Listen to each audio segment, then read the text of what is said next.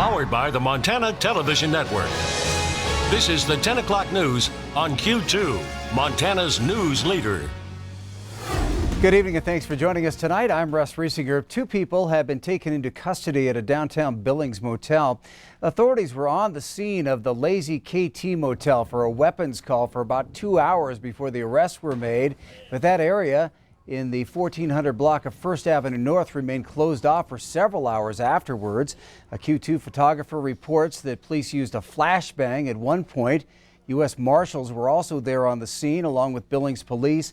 We have made several calls to Billings Police tonight to try and find out more information, but they have not returned our calls so far.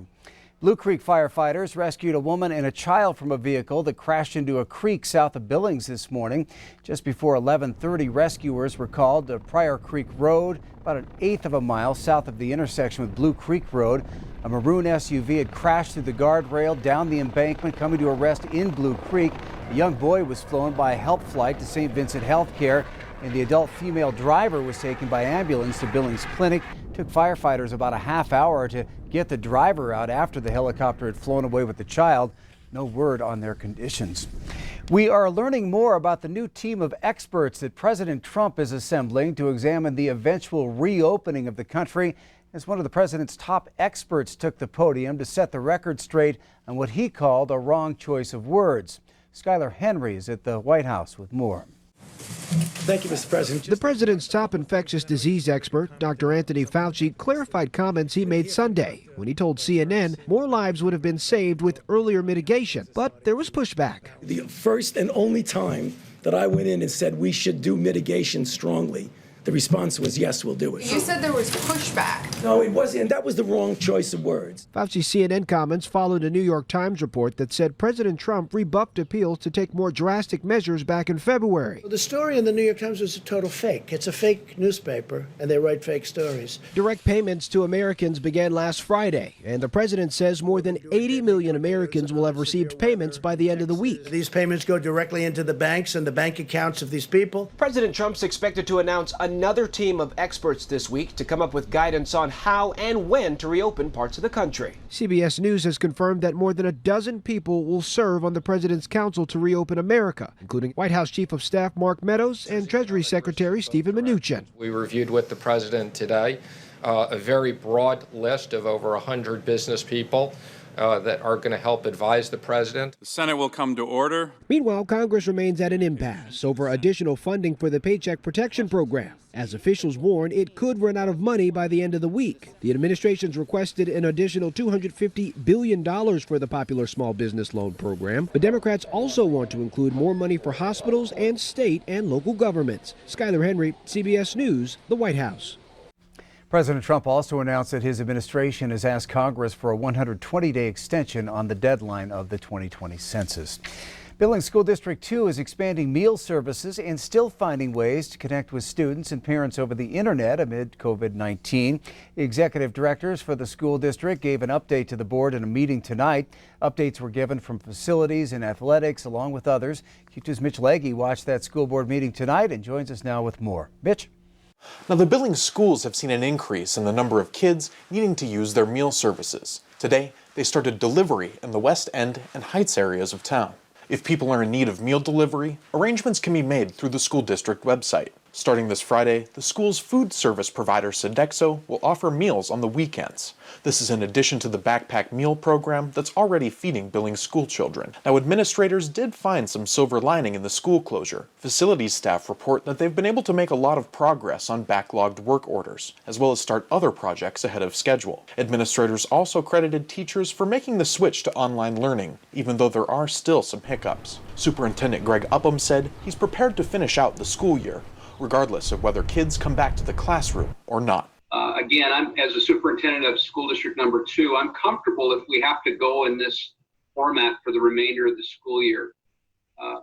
It'll be a little bit challenging, as I said earlier, trying to identify proficiencies and grade level expectations. Those will be challenges that we'll be faced with next fall. Now, Upham also said he's been working with Yellowstone County Health Officer John Felton to figure out exactly what it would look like for Billings school kids to be back in the classroom this year. He said social distancing procedures would have to be followed across all Billings classrooms. As well, students maybe have to split up into groups, so one section of kids come to class on one day and one on the other.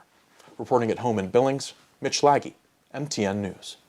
All right, thank you, Mitch. The activities director also gave an update at that meeting. He said that he would still like to give the spring activities a bit of a season if kids do end up coming back. But there's no word on whether they will be by May 1st. If there isn't, then spring sports and activities may be canceled. Well, when a decision will be made by the governor on schools was one of the questions as he opened the phone lines to the public for a telephone town hall today.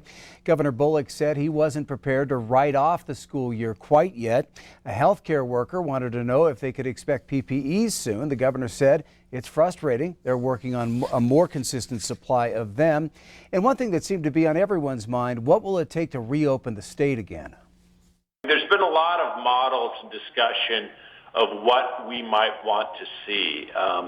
Everything from a decline in cases over a 2-week period, the availability of having even greater amounts of testing, but even recognizing then when things reopen to a greater extent than they are now, that things could still be a bit different for a while, like still really discouraging large groups of people. Right now, the governor has ordered all non-essential businesses closed until April 24th. The COVID-19 death toll has reached 7 here in Montana. The latest death added to the report this morning happened late last week in Flathead County, a 65-year-old victim. Montana also confirms another 7 positive cases, bringing our total to 394 now. 21 people are hospitalized due to the virus. So far, 171 people have recovered. The first confirmed coronavirus death is out of Johnson County. Sheridan Media reports the patient is an older male who had serious underlying medical conditions. He was hospitalized a day before his death. Wyoming's total confirmed cases now sits at 275. In Billings, drive-up COVID-19 testing tents have been in place for about a month now. Today, healthcare professionals talked about the self-isolation process to undertake if you have to have a test performed. Now, tent staff there at St. Vincent Healthcare say results usually take about 4 days to come back. Until the results are in, people need to stay at home and even isolate themselves from their family. If you have family members that you live with, you need to pick a room and a bathroom that are yours and yours alone, and the rest of the family need to stay throughout the rest of the house. Everyone in the house will have to stay home until test results come back. Whether they're positive or negative, doctors will then give you a phone call with that and kind of direct you with what the next steps are while you continue to deal with whatever symptoms you might be having. The COVID-19 testing sites at St. V's and the Billings Clinic are only for people who have a doctor's order to be tested. All right, Chief Forecaster Bob McGuire joining us. We're glad to see you back again. Thank Bob, you. You had a little bit of surgery there and you're moving around pretty well. Trying to. I had a total hip replacement. The technology they have nowadays is amazing. It is they pretty did it amazing. as an outpatient for me. One day, you're out of there. You might be shoveling snow before the week's over already. Maybe tomorrow in some cases. Let me show you what we're talking about. We do have a winter weather advisory making its way across basically most of the mountains of Montana, from Canada all the way down towards Idaho, and also over there the Little Belt Mountains and places like that. Look at it, maybe 2 to 5 inches of snow in the lower elevations, maybe 5 to 10 inches of snow up in the mountains. Now, what about for the Billings area? This starts at midnight, or actually 9 o'clock on Tuesday and goes to about 3 p.m. Wednesday. Here in the Billings area, these are all of our snowfall forecast models, and you notice they all kind of say the same thing, anywhere from like 1 to 4 inches of snow expected. We like to go in the middle, so it looks like maybe 1 to 2 inches of snow across our area. That goes with like the GFS model and also maybe the European model, all showing about 1 to 2 inches. I think that's what we're going to see in the Billings area. We'll have more about that coming up in a few more minutes. Russ? All right, thank you, Bob. Well, tough times in the oil patch these days as the industry deals with the double whammy of the COVID-19 pandemic and a collapse of the price of oil. Today, news that some of the biggest lenders will begin to seize the assets of struggling shale oil companies in the U.S. Q2's Jay Cohn is here tonight with an update on shaky times in the Bakken and beyond. It is tough to put a positive spin on the news coming out of the oil industry these days. In spite of a near-record OPEC deal to cut production by nearly 1 million barrels a day, optimism is hard to find. You need only to look at today's oil prices to see why. Matter of fact, southern Montana and northern Wyoming sour crude this morning was $8.50 a barrel. You get up into that Shelby Cutbank area, $14 a barrel this morning. A year ago in that area, it was $54 a barrel. Alan Olson, president of the Montana Petroleum Association, says the current downturn has already cost Montana hundreds of jobs as wells are shut in, not just here, but all across the country. How long are the refineries going to be able to hold out at their current rate of production if we're not moving fuel? We have to move fuel to keep the refineries going.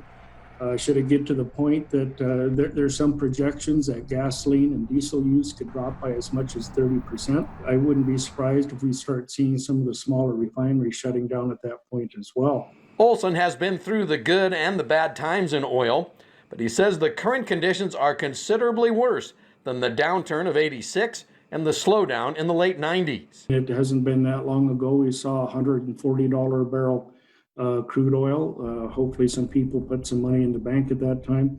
You know, it's not a lot different than farming. It's a commodity market. You have to have a willing buyer. Right now we don't have a lot of willing buyers. In the short term, consumers can enjoy a drop in pump prices. Both Costco and Sam's Club members paying as low as $1.69 a gallon in Billings today. But with stay-at-home orders in place across the country, demand for both diesel and gasoline projected now to drop by as much as 30%. In Billings, Jay Cohn reporting for MTN News. Thanks, Jay. Olson calls the current squeeze in the Bakken very serious, the result of small independent companies paying for exploration and production work with borrowed money. Many of those firms, he says, are now trying to renegotiate the terms of those loans with their banks. Still to come on tonight's 10 o'clock news, a devastating Easter Sunday for many in the South as tornadoes tear through towns from Louisiana to the Carolinas, leaving more than 20 people dead. We'll have the latest on that. Plus, find out why Yellowstone National Park may play a valuable role in the fight against COVID-19. And in sports, we'll show you the connection between NBA star Steph Curry and Wyoming legend Kenny Sailors. You're watching MTN News with Janelle Slade and Russ Riesinger. Storm Tracker weather with Bob McGuire. And sports with Scott Breen. This is the 10 o'clock news on Q2, Montana's news leader.